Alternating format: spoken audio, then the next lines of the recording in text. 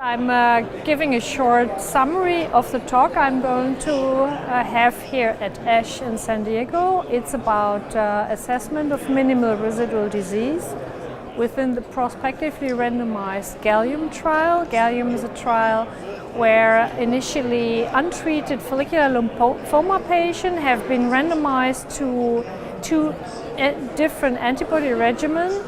And it has been published in 2017 in the New England Journal of Medicine. It showed an advantage of obinutuzumab, a new antibody, in combination with chemotherapy.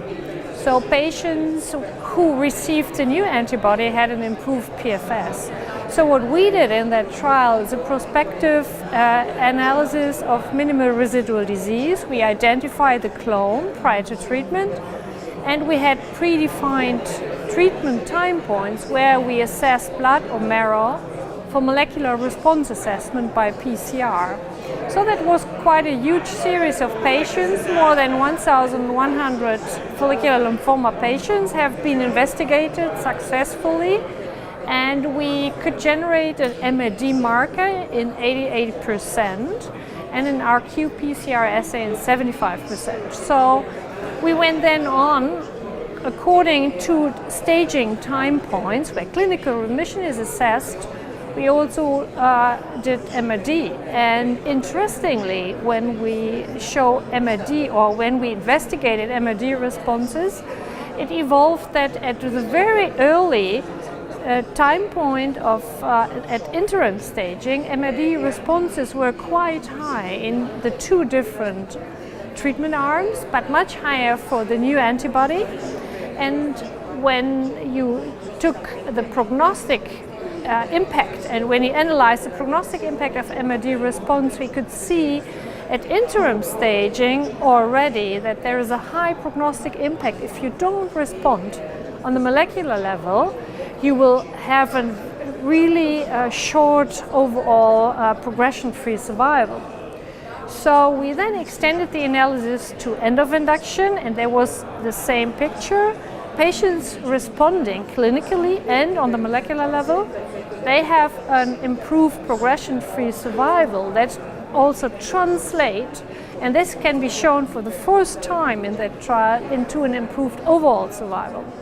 It was a very important message of that trial. So if you want to direct a treatment according to individual response, MRD assessment is a very valuable tool to drive and direct treatment, and it helps you to identify at a very early time point patients with an adverse prognosis. So then we looked at later time points during maintenance treatment because all patients received maintenance treatment with the two different antibodies. And what you could see that the control of MRD, of residual lymphoma, was excellent and better in the treatment arm, including obinutuzumab. And these responses were very sustained.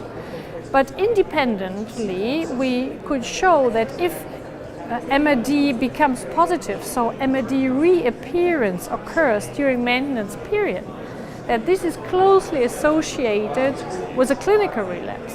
So we have a nice marker to identify patients during maintenance who would probably not profit from the maintenance treatment. So if we think further to the design of new clinical trials, we would by MRD assessment stratify patients in good responders and bad responders. And the bad responder group, for example, would receive a different treatment, while the good responders would go on with standard maintenance treatment. And by that possibility to stratify patients according to their individual response, that might be a very important step into the direction of tailored therapies. Furthermore, MRD response will be very useful to analyze the efficiency of new drugs, because follicular lymphoma have a very long progression-free survival, and you need an earlier outcome parameter or an outread of treatment efficiency than by clinical parameters only. So I think that could be really nicely shown in that randomized trial how valuable minimal residual disease is, and I hope that for the future we have trials addressing the adverse prognosis we detect by residual disease and switching patients according to their molecular status to probably more efficient treatments.